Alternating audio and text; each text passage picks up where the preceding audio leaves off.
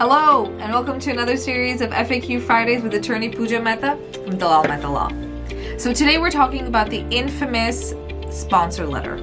What is it? The sponsor letter is not a letter, it's the form I-864. And in that form, the person who's petitioning for somebody else's green card is required, there's no way around it, they are required by law to disclose their financial documents so that way the government knows whether or not they can support that person who becomes a green card holder in America. Nobody's going to have a job right away, and the government wants to make sure that they will be able to take care of that person. Now, in case you are not able to meet the government's federal income requirements that changes every year, then what you can do is file a joint sponsor or a second joint sponsor if you need, and that person will basically act as an umbrella to shield you and allow your immigrant to come into this country, or if you're in America, to stay in this country. Now, as I've said, you are allowed to file up to 2 joint sponsors, and those 2 joint sponsors will have to equally disclose all their financial information. Now, in order to prove your yearly income, our firm asks our clients to provide us with their W-2 information, tax transcripts, letters from their accountants, letters from their employers.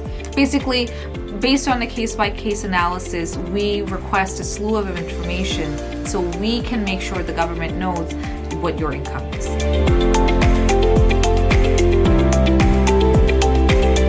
Now, if you're filing for the green card application in America, you have to be conscious of a second form that might be needed to be filled out in your case, and that's the form I-944. Right now, there's litigation going back and forth in the courts, in the federal courts, where sometimes they say that the form isn't required, sometimes they say that the form is required. Now, here at Dalal Mehta, up and until there's a firm policy by USCIS or DHS, the Department of Homeland Security, that says clearly that the I-944 form is not required, we regularly continue to file these forms with our green card applications, because after a year, when your green card actually comes in front of the immigration officer, we don't know which way the law is going to be. So we want to make sure that our clients are protected.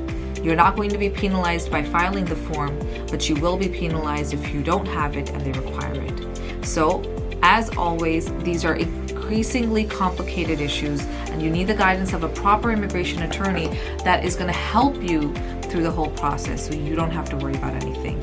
Have a wonderful week. Have a very Merry Christmas, and best wishes from our team to you. Take care. Have a wonderful week.